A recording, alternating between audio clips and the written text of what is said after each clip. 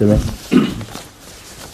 یہ اور احمدی دوست کا بھیجا ہوا سوال ہے، وہ لکھتے ہیں کہ علامت حدیث نبوی لو عاشا لکانہ صدیق النبیہ کے حوالے سے میرے غیر احمدی دوست نے یہ کہا ہے کہ حضرت صلی اللہ علیہ وسلم کے بیٹے ابراہیم کی نوعمری میں وفات سے غیر احمدیوں کے موقف کی تصدیق ہوتی ہے. اچھا. اور اس کا کہنا یہ ہے کہ اگر خدا تعالیٰ چاہتا کہ رسول پاک صلی اللہ علیہ وسلم کے بعد نبی ہوتے تو پھر اس نے ابراہیم کو زندہ کیوں نہ رکھا؟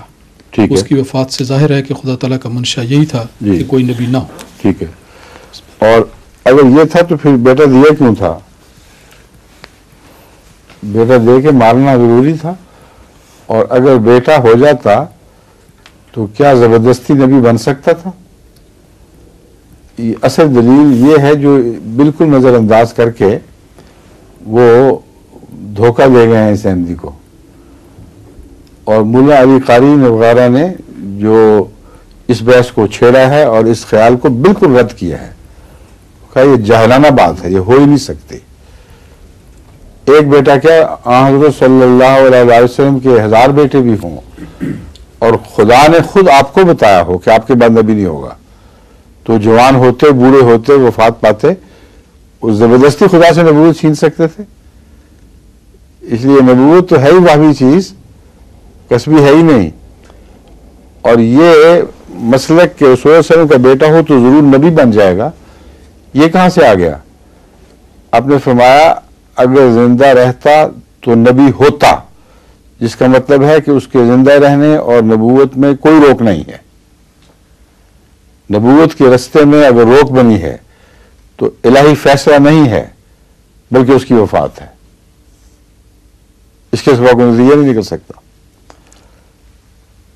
اگر الہی فیصلہ روک ہوتا تو حضرت صلی اللہ علیہ وسلم یہ فرماتے کہ دیکھو میرا ابراہیم بیٹا بچپن میں فوت ہو گیا، اگر یہ زندہ بھی رہتا تو ناممکن تھا کہ نبی ہوتا، کیونکہ خدا کی تقدیر ظاہر ہو چکی ہے، میں خاتم النبیین ہوں، میرے بعد کوئی نبی نہیں ہے. بس ابراہیم اگر 100 برس کی عمر بھی پاتا تو نبی نہ بن سکتا. یہ فرماتے. یہ اس کی لاجک ہے، اس کے اندر چھپی ہوئی منطق ہے جس کو واضح طور پر سمجھنا چاہیے احمدیوں کو اور اس طرح پیش کرنا چاہیے. مولا علی قاری نے یہی بحث اٹھائی ہے. انہوں نے کہا اس کا صرف یہ استنباط اس سے ہو سکتا ہے کہ حضرت صلی اللہ علیہ وسلم کی وہ تمام احادیث جن میں بعدی نبی کی نفی ہے، وہاں بعد سے مراد مخالف یا امت سے باہر یا غلامی سے باہر لیا جائے. اتنی کھلی کھلی بات ایک چوٹی کے سنی عالم بیان کر چکے ہیں جن کی بڑی عظمت اور منزلت ہے. فرماتے ہیں کہ یہی مطلب ہے اس کا کہ احادیث لا نبی آبادی کو صحیح نہیں سمجھا گیا. اس حدیث کے ساتھ ملا کے پڑھو تو یہ مطلب بنے گا کہ میرے بعد یعنی مجھے چھوڑ کر، مثال اس کی وہ ہے جو یہ حدیث بعد اللہ ہے وہ آیات ہی یومنون، یہ دی ہے انہوں نے مثال کہ پھر اللہ اور اس کی آیات کے بعد کس بات پر یہ اعتماد کریں گے، کس پر ایمان لائیں گے. تو کہتے ہیں یہاں بات سے مراد خدا کے نعوذ باللہ وفات کے بعد مراد ہے. خدا کا تو بعد ہے ہی کوئی نہیں. اس لیے بات کا معنی عربی میں مسلم ہے، ایک معنی اسے چھوڑ کر، اس سے ہٹ کر. اب اس کے بعد تم کہاں جاؤ گے؟ یعنی اس سے ہٹ کر تمہارے پاس کچھ بھی نہیں رہا.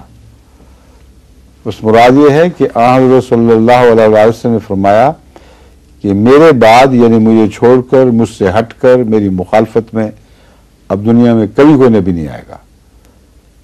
آئے گا تو مجھ میں سے آئے گا، میرے غلاموں میں سے آئے گا.